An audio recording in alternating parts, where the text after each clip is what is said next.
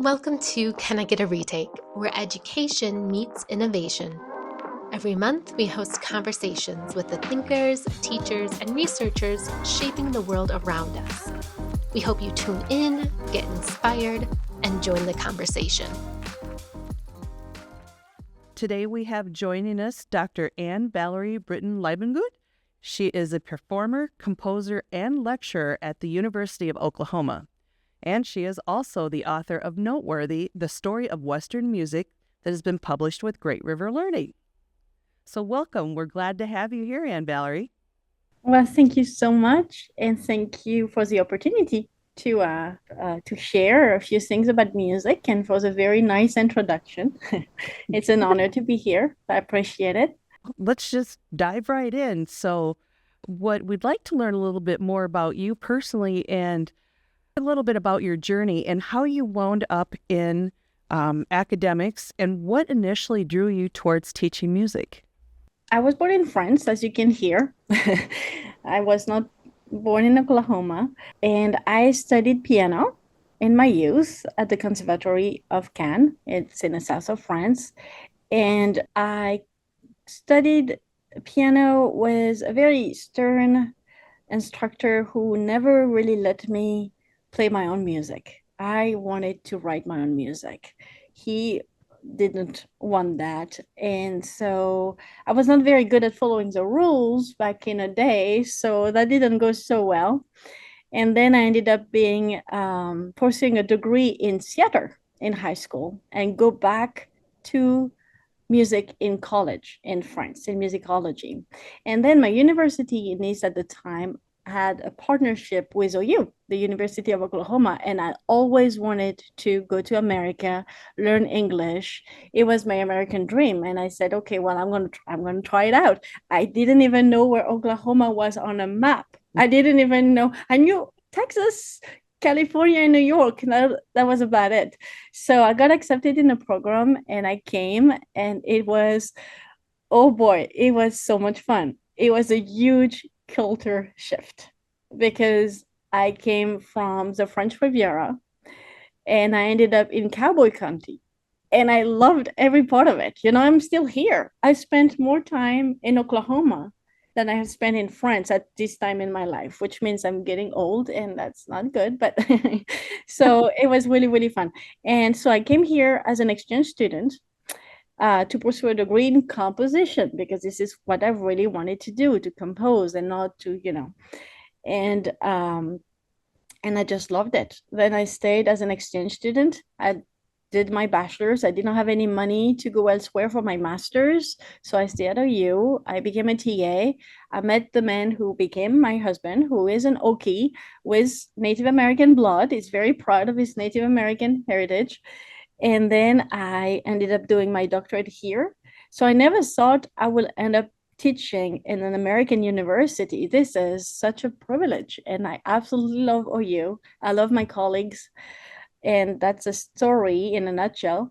I did teach music theory. I started as a TA in music theory, and I loved that. I loved it, but I didn't do a double major. I should have done a double major. I didn't do that. And now I teach music understanding, which I absolutely adore. It's a tough class because it's a tough crowd. It's a gen ed class, so not everybody wants to take that class, but I'm having a blast with it. I really like it, and now I'm here and trying to continue to compose. It's difficult. And then I was contacted by Gerald to write a textbook, and I was using other textbook which I liked, but they didn't have the music that I really love. And I said, well, you know what? I'm going to try that. And I'm glad I did. It was a labor of love. You don't do it for the income. You do it for the outcome. It's so taxing, but it's so rewarding because you get to think about a bunch of stuff you never thought you would think of and constantly keep your audience in mind. I have a bunch of students, they are not music majors. I have to keep that in mind. So the balance between being interested enough for the kiddos who did take music lessons, who know a little bit about music, versus those who never had a chance or never wanted to learn because, not everybody likes it. That was a very, very challenging balance. And I wrote the book as a story because the title is the story of Western music, not the history. I don't pretend to know all of the history of Western music. I just wanted to write it like a story that you read, with a bunch of illustrations, and you click on YouTube videos, and it's interactive as I could possibly make it to be, mostly for my online kids, because the other ones I get to be in class with them. So I get to lecture with my PowerPoint. I use the book too. So it's a little more personable. But the one for my online kids, yeah, they are the audience I had in mind. And the most beautiful compliment I ever received is, "Thank you. Your book is not boring." I take it. So that every instructor wants to hear, every author wants to hear that. Yes, and I tend to keep the chapters, short. And well, there are quizzes, and I mean, they have to work, and I spend a lot of time on the timelines, and it's not perfect. I have to review it, I constantly have to readjust and review, but it's been an incredible experience and challenging, but wow, I'm really proud of it. I do love the timelines as well. When I was looking through the books, I thought they were very comprehensive and definitely something even a gen ed student is going to look at and go, okay, I can understand this narrative a little bit more as it goes through the history. Thank you. That's exactly what I was trying to do, to give Good. them not just the story of the big composers, they are important, but also to the context in which the music was written in. And I tell them, I use a quote when I start lecturing. First day, we go over the syllabus, and then I say, okay, this is the way the class is built. I'm going to give you a quote by a musicologist, Jeremy Yudkin, who is in Boston. He was born in England. He's in Boston. He may be retired, though. I used his book previously. And there is one thing he said, I wish I had come up with it, but he was more intelligent than me. He said, quote, "Music is a reflection of the society that creates it," end of quote. And I love that. And I tell my students, you know what?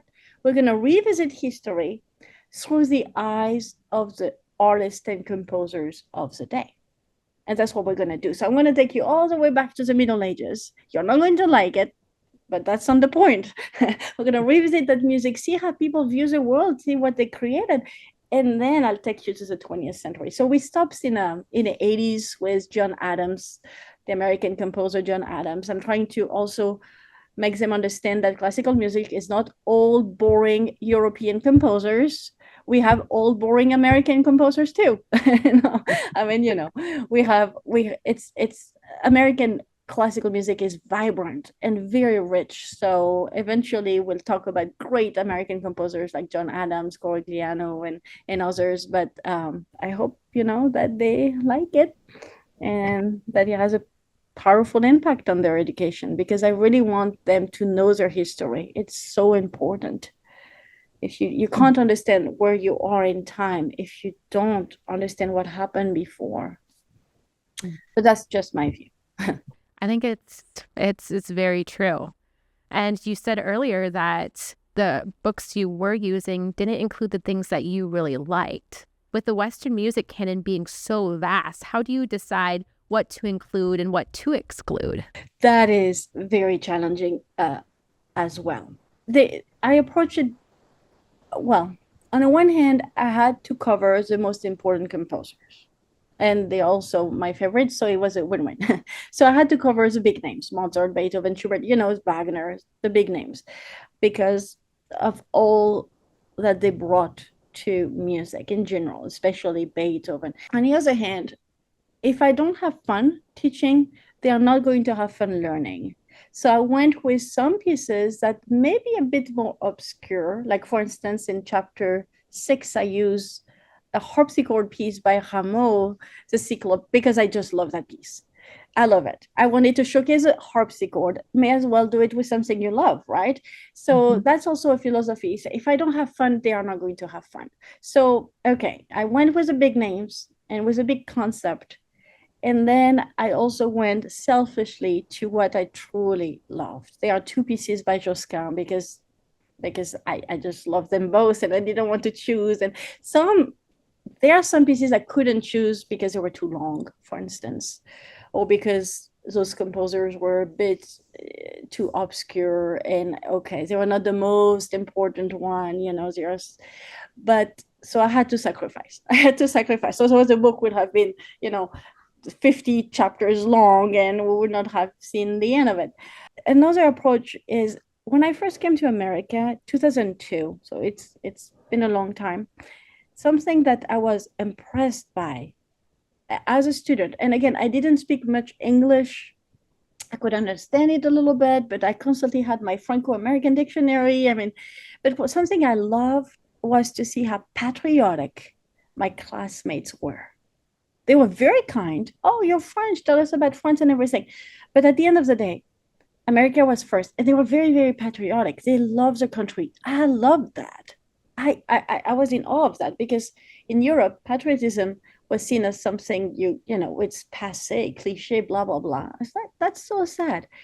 And that patriotism, I've seen it in decline ever since.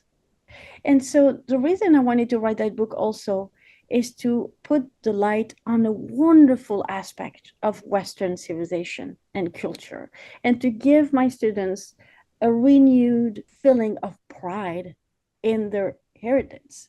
We have inherited a vast, rich artistic load, whether it's painting, literature, music. It's amazing. And if we don't keep it alive, we're going to lose that. We're going to lose that. And I want them to be proud of their past. And in Western, I include Western Europe and even Russia. When it comes to the art, we do have to talk about Russia and North America, of course. And I draw parallels between the way we view music. Like right now, I'm teaching about the Romantic era. And in the 19th century, a lot of big cities in both Europe and North America had their own opera houses and symphony orchestra. It's a marker of wealth and sophistication. And we talk about how similar the two are. So sure, there is an ocean in between, but it's the same civilization. The culture is a little different, but it's the same Judeo-Christian civilization.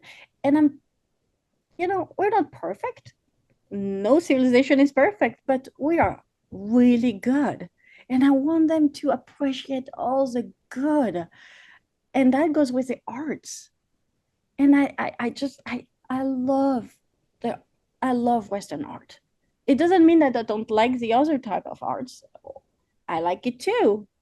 But at the end of the day, I love my culture. I love Western culture. I love American music. And I want my American students to be proud of who they are and the wonderful opportunities that they have here.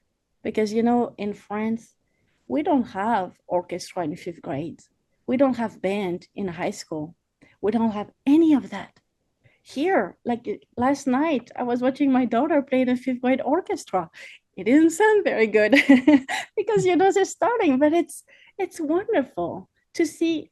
There was 1,000 children in different grades all across Norman, Oklahoma. It's called Old City Concert. And I had tears in my eyes because, when those kids they are playing music and the Ode to Joy for the 5th time, they are not out there doing drugs and doing stupid things. They are doing music. They are making music. They're connecting. They're bringing joy to the community. They're bringing a sense of belonging. And that is ultimately the purpose of art. I'm not teaching the next Mozart. This is not the purpose of my class. But if I can give them the gift of pride in who you are, whether you're European American, to me, I'm Franco-American now. So to me, I'm both. Oh my gosh, what a victory. What a victory it will be. So sorry, long answer, but No, it was incredible. And I hadn't realized that things like band weren't included in the French education? I don't know about other European countries, to be honest with you, but in France, it's mostly the conservatories. So you have to audition to get in. And I did. And it was wonderful. I did learn a lot, but I also learned how to take the joy away from music. It was such a rigorous training. Things have changed. And again, I've lived longer in America than I've lived in France. So I'm talking about the conservatories 30 plus years ago. So I can't tell you what it is now. I do have contacts over there and things have changed for the better. But here in America, Americans are doers. French are thinkers. We need thinkers who do and doers who think. We need we need to merge the two.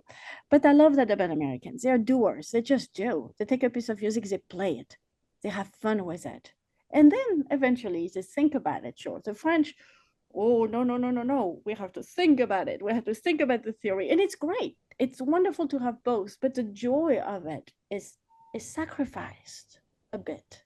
That was my experience. So I'm so happy to be here. We're happy to have you for sure. Can you tell us more specifically about when you set out to create Noteworthy, the story of Western music, what the specific goals were that you had, and then now that you've been using it, have you reached them? So the goals were to give a very comprehensive view of Western music, as comprehensive as I can do in 16 weeks. Okay, it's challenging. And this is also why I did the timeline.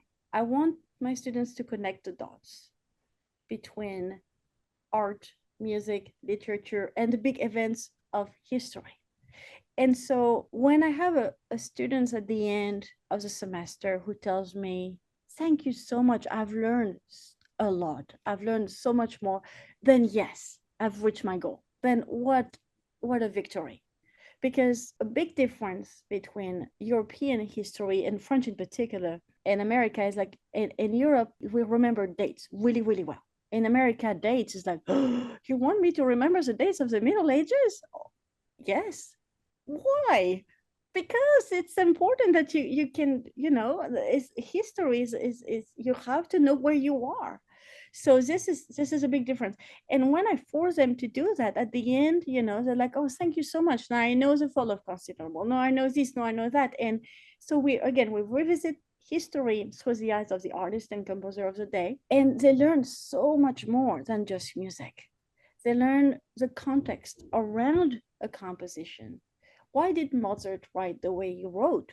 Well, because during Mozart times, there was a lot of conventions. He had to oblige to a certain number of rules, and there was, people talk a certain ways, they dressed a certain ways, they regarded the world a certain ways, they had different things. Then in a subsequent eras, people were different. So there was a context to everything. If you listen to a piece of music without knowing the context, sure, you can appreciate the music. Absolutely, you can. But you're missing so much of the story. You're missing so much of the story. And my students tend to respond well to that. Now, I would lie if I told you that they love the music. They don't. Usually classical music is not their cup of tea. However, there are some who say, you know what? I didn't think I would like it, but it was not so bad. Hey, I'm halfway there, right? Or the biggest, you say, have I reached my goal? Not all the time, but the biggest compliment is when a student says, thanks to this class, now I want to go back and play the piano or the violin or sing in a choir, you name it. I want to go back. I feel so bad that I stopped my music. I really want, thank you so much for that. And so some enrolled in, say, the civic orchestra, which is a non-major orchestra, or some will take voice lessons. And you want to, it doesn't have to be perfect. It just has to be, just go back and play music. And so I want them to be aware of the beautiful music they have inherited. And so I reach my goal when they appreciate it, when they value it, and they say, well, I thank you. I have this on my what young people call Pandora, whatever. I don't the playlist. I say, oh yeah, I put Palestrina. He's a Renaissance composer. I put his piece on my playlist. I was like, thank you. Thank you so much. This is a goal reached. Yes. That is a win for sure. It's a big win. And I feel like there's a lot of classical playlists on things like YouTube too that are getting a lot of hits, a lot of views. So I do think there is a growing appreciation, hopefully, of pre-modern music, so to speak. I hope so. I hope so. Because rap will get you somewhere, I guess, but classical music will get you anywhere. It's just like, but I do hope that it's the case that we reach a lot of young people, because can you imagine what life would be without music? And I tell them that all the time. I say, I know who you are. When you walk across campus, you have headphones on. I know you listen to music all the time. So imagine that music is not a second-hand subject. It's important. It's so, to the Greeks, to Plato, it was part of your education. In the Renaissance, you were not socially accepted if you don't have musical training. Not that everybody has to be perfect. Again, it's not about that. It's about connecting between human beings, connecting, just trying to reach the sublime, the profound, the beautiful. That's what music does. Life without music, what would be the point? Or life without art in general, without literature, without painting? What would be the point? I don't think there would be one. I know, I think so too. So I hope to awaken that little flame in them to say, yeah, you know what, that's true.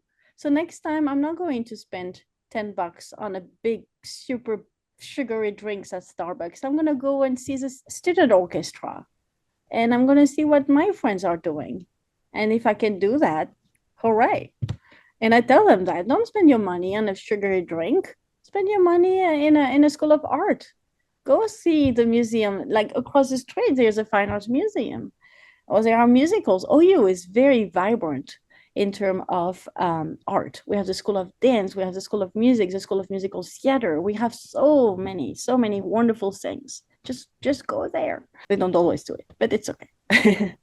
Being an accomplished lecturer, performer, composer, how did you balance all of that with the writing of your title? The biggest challenge was not so much balancing between writing and teaching, even though grading for hours took away my time for writing. The biggest challenge for me was between my work and my children. That was really hard, because in academia, a lot of really accomplished female, I don't like the term female, woman, that's a little more elegant, lecturers, professors, very, very high level. And I have a lot of colleagues whom I absolutely look up to. They tend to not have any children. To each his own. That's a choice. I always wanted to have children. I started my doctorate pregnant with my son. I finished it pregnant with my daughter. And I will not recommend it because it was extremely difficult. So that was my big challenge. Because when I was working, I felt guilty because I was not spending time with my kids. And when I was spending time with my kids, I felt guilty because I was not working. So that was really difficult. Time tends to heal a lot of things, trust, take it one day at a time. I'm a perfectionist and I'm an all or nothing kind of person. With ADHD, I can work for like 5 hours without stopping, or I do nothing for 5 weeks. That's my biggest weakness. So I had to learn to do a little bit every day, and it's very difficult. So that's what I would recommend to people who want to write a textbook. If they, like me, all or nothing type of person, just do a little bit every day. Because even if what you write on Monday is terrible, you can rewrite it on Tuesday. Just do it. And plus, on Wednesday, when you read it again, you may realize it was not so bad after all. So train yourself to do a little bit every day. That was what I didn't do, and that's what I regret, because that's not the way I work. I can do, like, it was the same for music. I could write an entire piece in just a few hours or nothing. And that is not necessarily a healthy way, but I had to wait for my son to fall asleep, and I had support. My husband was there to support me, but it's really, really difficult when you have kiddos because nothing replaces mom, you know. And so I had to it was really difficult. I had to teach, I had to, and I did not perform. I have not performed in a long, long time. I'm more like a writer now. I cannot, because performance comes with practice, and I don't have the time to do that anymore. I did play in a few concerts back in the day. The kids were young, but it was too much. It was too much. So I just write now, and I compose whenever I can. But I try to do it a little bit every day. Now that they're older, and so I'm very involved in what they do in their performances. Now they are the one in a family who performs. So I'm very, very envious, because my parents were not music. I mean, they were musical, but they never learned to play an instrument or anything like that. So I'm the only one in my family, and I didn't have the support. I was on my own. And so I want my kiddos to have that support. So, but yeah, it was this challenge was balancing private life and professional life, and it cost me a bit, but I don't regret it, because ultimately, my kids are the most important thing. And even though it was hard, I did it. I don't know how. And eventually I ended up on the other side of the battle, and I'm very, very fortunate. I'm very grateful that I was able to do that. And special kudos to my people at Great River Learning who understood that, because at one point I had to stop for an entire semester because they asked me to teach an orchestration class. And when the director asks you to teach a class, you say yes, and you pray after. You just go for it. And so I had to stop. I couldn't do it. So I've learned to say no or not yet. And that is difficult too, to learn. It's difficult to say no because you want to say yes, you want to please everybody, but learning how to say no and learning how to say not yet is very, very, very beneficial, very important. And you touched on something that we run into, I think, with almost every author, and that's the desire to want it absolutely right the first time. And so one of the mottos that I'm sure you probably heard at some point was progress, not perfection. And that's what we find the beauty with being digital is that you have that flexibility. And as you come across things and want to change them, so that it takes some of that unease away. That is so true. I'm a recovering perfectionist. That is so true. You have to go for it no matter what. And I did.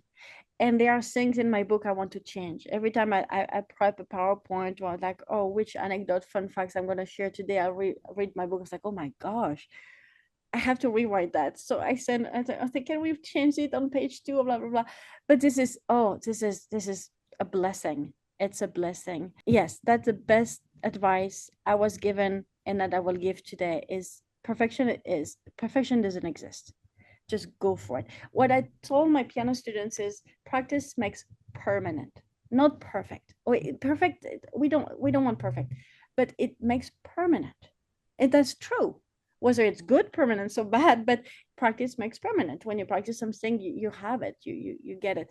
Same thing with writing. So that's why I say a little bit every day. Practice makes permanent. And then you get into the good habit of doing that. I have remember the French are thinkers, Americans are doers. I have all those beautiful theories that sadly I don't apply to myself.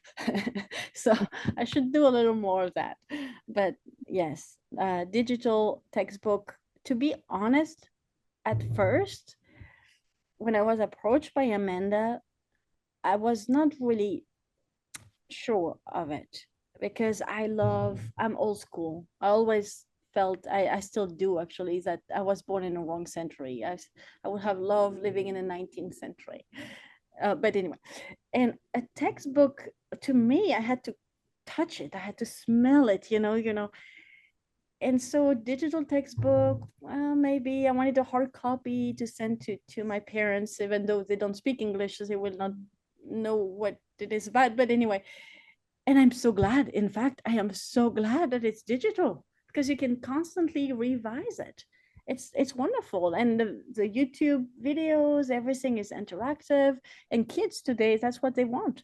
They don't want to carry like 2 pounds of, oh my, 2 pounds is not too bad, but 10 pounds of books in their backpack. They come to class with their little computers, they're happy, and everybody has a good time. Yep, it's meeting the students where they are, and where they are is on the go and have their phone out, their laptops, and they want to access their title there that way. That is true, and that is wonderful. That honestly is great. I'm so happy that it is in this format, to be honest, especially when you want to revise everything. You had talked about composing a little bit. That's something that you still did. You've composed for film, you've composed for live performances. How do you compose differently for those different venues and situations? When it's for the movies or for play, that's fun too. Well, the music has to serve the play or has to serve the narrative. So usually less is more. You cannot overpower the movie, otherwise it's going to be a disaster. So it's really not about you. It's not about, it's almost not about the music. It's really all about about the unsaid. Why do we have music in movies? To tell the unsaid. It's really about that. So you really have to watch the same scene over and over and try to find something that you feel that was not said and goes there. When you write music for academia, like say a concert or the recitals I had to write for when I was a student, you're a little freer because it's really who you are, but you do have the pressure of academia. You have your professor, looking at the form and the structure and the harmonic language, and can you rewrite that, and the orchestration. So it's very, very challenging. It's very different. I love both. I have a background in theater, so I always wanted to be a film composer, but I'm a mom with 2 kids and no money, so I cannot go to LA and jeopardize my life and try to make it. Not at my age, but I was really, really grateful to be able to write music for a few plays here and movies, and I love that. I love that, but it's really consuming. Again, you watch the same thing over and over again, and you go at the piano, you hear the dialogue, you try to come up with something, and less is more. And usually it goes really well. Monteverdi is a composer who lived at the end of the Renaissance, early Baroque, used to say, music is mistress to the words. And that's exactly it in film music. Well, he kind of wrote the first successful opera in history. Not the very first, but the one that survived. So opera, this is really that. Music has to serve the images first. So you kind of have to take a back seat. It's challenging. And then you think you come up with a perfect soundtrack, and the director was going to change it all on you because he decided to add something or say, okay, no, don't do it here, do it over there. So you're at the mercy of the director too. So you have to be very patient and very quiet. Occasionally you're like, you're kidding me, but okay, I'll do it. I'll change it. So it's a collaboration, yeah. But it's a lot of self-control. So we know with your extensive background that you've spent years studying and teaching Western music history. Are there any composers or moments that you think we collectively overlook or maybe undervalue? We focus a lot on the final product, I feel, without necessarily taking the time to talk about the context. And I know I've said that many times before today. So I would say maybe talk a little bit about the historical context of the piece. What I try to tell my students, and again, they are not music majors, I spend quite a bit of time talking about the private lives of composers because I want them to understand how difficult their life was and to inspire them to overcome their own difficulty. Because, when you're in a room with 35, 18 years old who are like any 18-year-old self-centered and saying their life is so tragic and so hard, blah, blah, blah. And we've all been there. So I'm not judging. I'm just glad that I survived that time. I want to show them that, some composer had a very difficult life. I mean, Beethoven was deaf. Mozart was misunderstood. He died a pauper at age 35. I mean, and in spite of that, they continue writing, they continue giving of themselves to not just to society, to the common good. So trying to also inspire them to overcome their difficulty and continue no matter what, you know. And I love talking about the private life of composer. Plus, sometimes it's fun, you know. Sometimes you have funny anecdotes and try to make them mortal, like we are, and to inspire my students to come on, you can do it too. Remember Papa Haydn, who grew up poor and made it to the top because he worked so hard and he had good manners and he was a cheerful fellow. Remember the story of Chopin. Remember the story of Schubert. So, you know, to inspire them, like a story. To say, oh, okay, well, they created beautiful music. Maybe in my life, I can do that, and don't let my difficulty take the better of me. I don't know if it's a right approach, but I feel like because of the type of students I have, usually freshmen, sophomore, who are away from home, some for the very first time, and let's face it, it can be very hard to be away from mom and dad. Each student is different. They all have their own background, but I've had students in the past who were homesick, who suffer from depression, who didn't really know where to go. And so if I can bring them a little bit, just 3 times a week, a little bit of, hey, I hear you. I'm going to tell you about the story of so and so, and you know, for 50 minutes they think of something else. It's a victory too. Try to entertain them and to teach them all the wonderful things that they can do. That they don't have to have all the money and the power, and no, they can do it if they have the wills. They will do it. For those who don't understand why they have to go back to listen to music from the Middle Ages, for instance. Why do we have to do that? Fair enough. One thing that I use, like you said earlier, we have to adapt to where they go, right? With the phone and everything. So one example I use in class is like, okay, let's say that you're watching a show on a favorite platform and you like the show and you start watching an episode and then another one and then 10 episodes and you're really into the show and you realize that, oh, that show, it's season 4. Okay, well, if you start watching a show that you love in season 4, after season 4 is over, you will probably want to go back to season 1, 2, and 3 to see what happened and understand season 4 better, right? That's what I say. I know you all love music. You love your own music, not my music. I get that, but you love music. So I'm going to take you to season 1. And we're going to listen to music in season 1 in the Middle Ages. So you have an idea of how it sounded back then. And it's very different. And then I'm going to take you all the way back to where you are. And if I present things this way, they tend to be a little more open-minded. It's like, oh, okay, fun. Doesn't mean they're going to like season 1 necessarily, but hopefully they have the tools to understand season 4 a little better. So it's not the way we teach that's wrong. I think it's we fail to tell them why we teach that way. Maybe, just maybe. Because once I explain, when I give them a little Netflix example, then they get it. Oh, okay, fine. Yeah, let's go to the Middle Ages. I want to hear. And they're interested. Maybe we don't tell them why. Maybe we take it for granted. I don't know. I have a very different, teaching kids versus teaching college students is very different. And college students tend to want to know why more. They pay for their education, they want the good grades, and they kind of, yeah. And I understand that. I respect that. So they're at the point where they want to see the relevance. Exactly. Yes. Exactly. I think so. And I tell them, today you may not like it, but one day when you're a little wiser, you'll look back and say, it was not so bad, right? I had fun. And yeah, it happened for us, right? I had to take geology with lab. I mean, come on. But hey, it was not so bad. And I'm sure there's little nuggets of that information that we still carry with us throughout our lives, So true. And one of my students one day, he won $100 bet. It was an older student on a question about Mozart. And I told my students that, you see, maybe one day you'll be on Jeopardy and you'll answer a question on classical music. And if you win, well, come back and see me and buy me a cup of coffee. No, but I mean, you know, come back, give me a hug. I take hugs.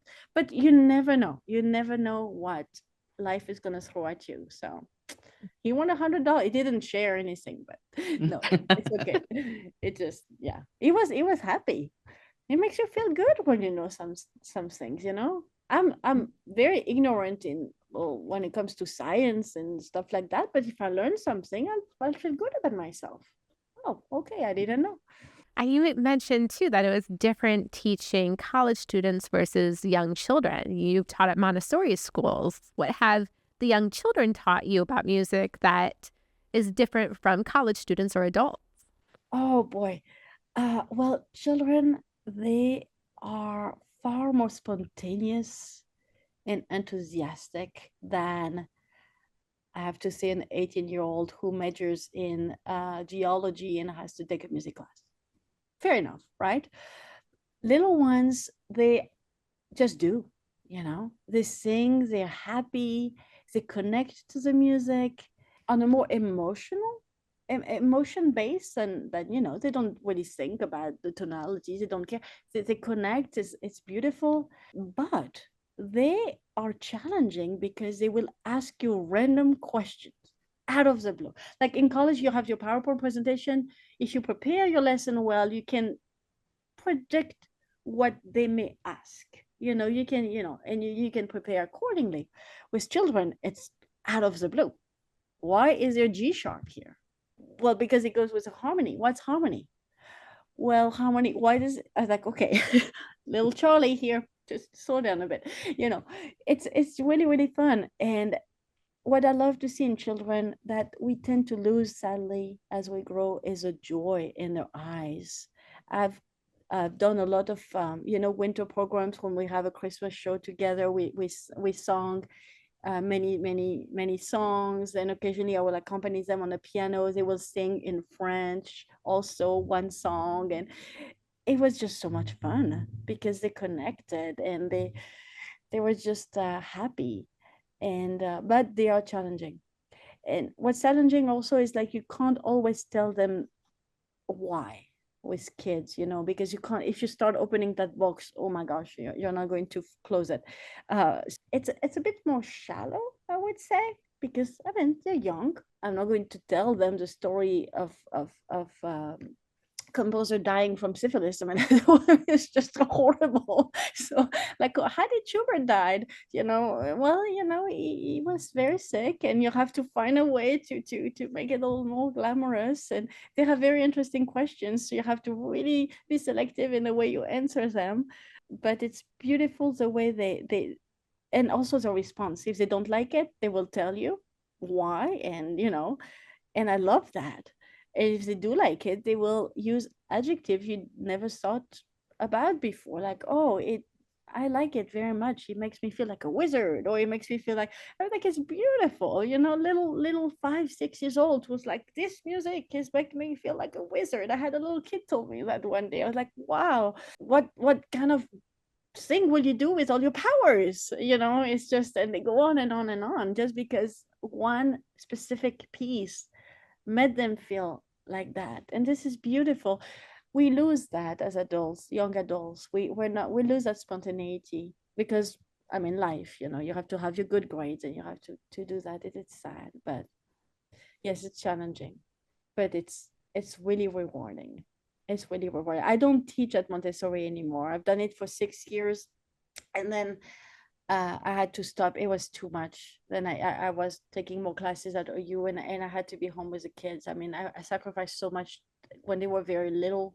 I had to say no, you know, the powerful 2-letter word, no. But I miss it. I really do. I miss the enthusiasm, and I miss the spontaneity.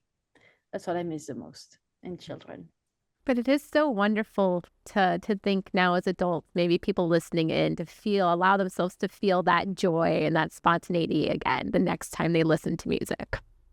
I told you last night I went to the All City Orchestra, and the people who felt that, besides the little kiddos playing, were the grandparents.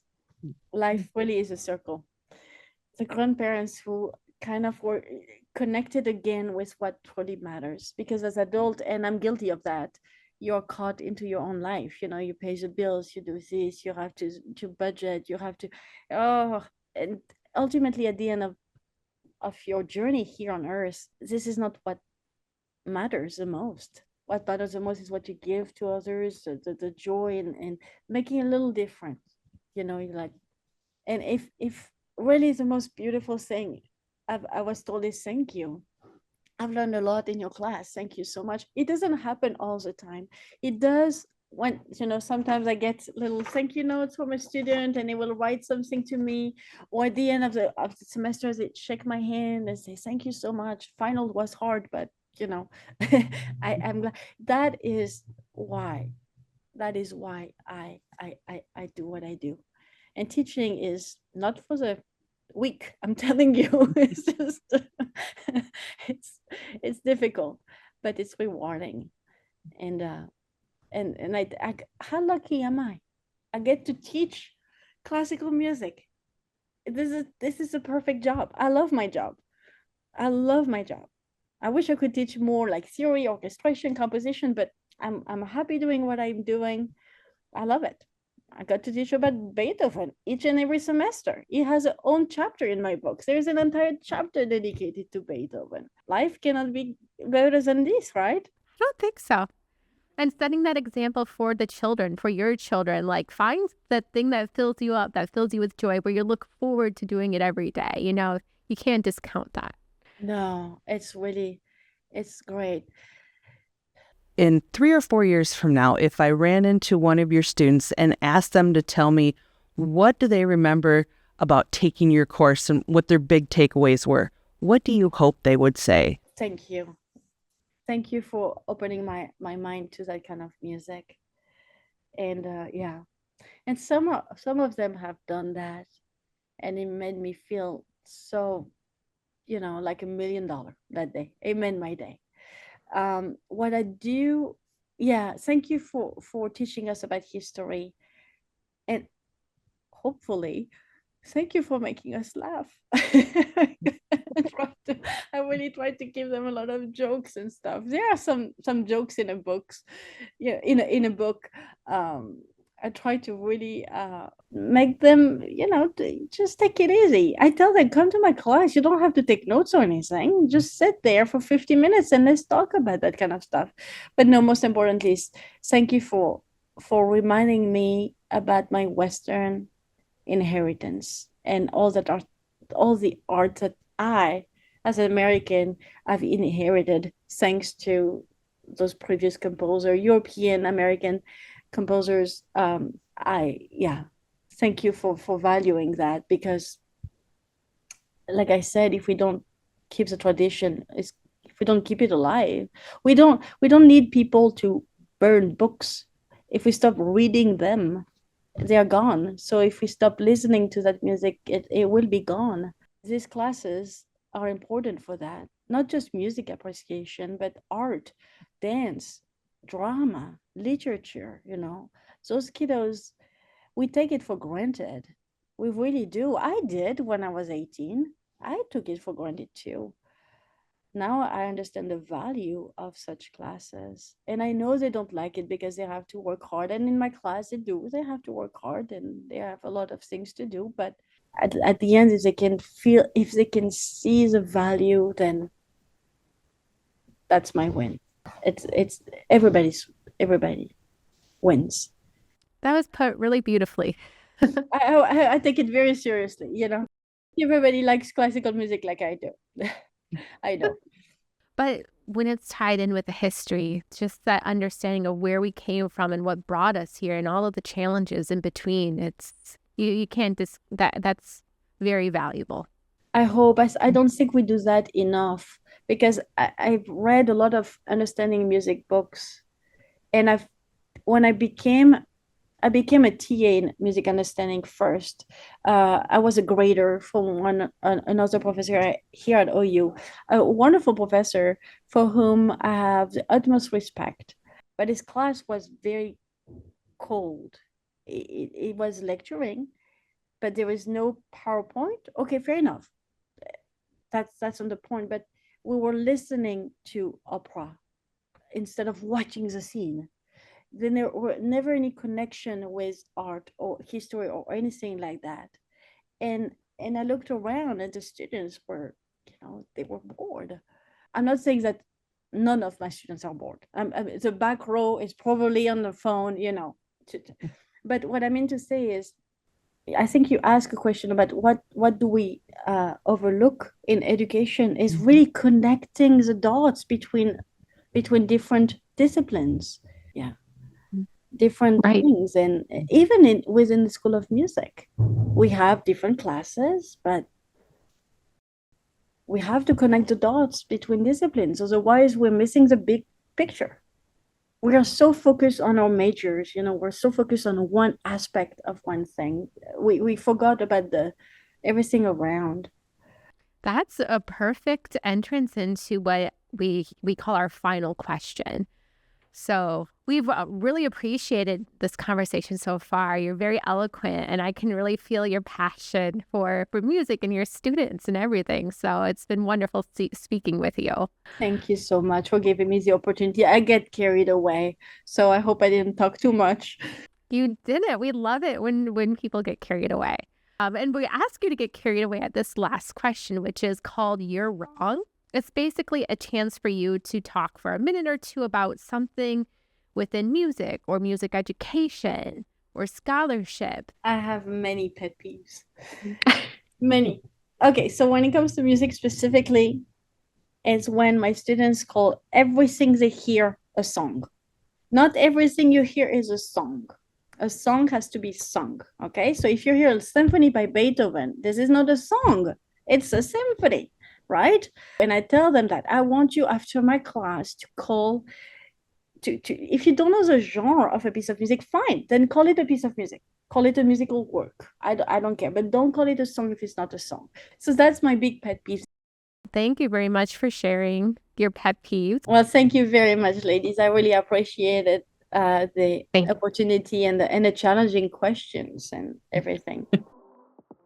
Thanks for tuning in to Can I Get a Retake, a podcast by Great River Learning. If you liked the episode, show your support by subscribing, sharing, and leaving a review on your favorite podcast platform. For detailed show notes and transcripts, visit greatriverlearning.com. Can I Get a Retake is brought to you by hosts Michelle Manneman and Deanna Plussel. Our show is produced and edited by Michaela Albee and Maggie Christensen. Artwork for the podcast is crafted by Michelle Manneman. Our intro music is courtesy of Comma Media. We'll be back soon with another captivating chat with a top GRL educator.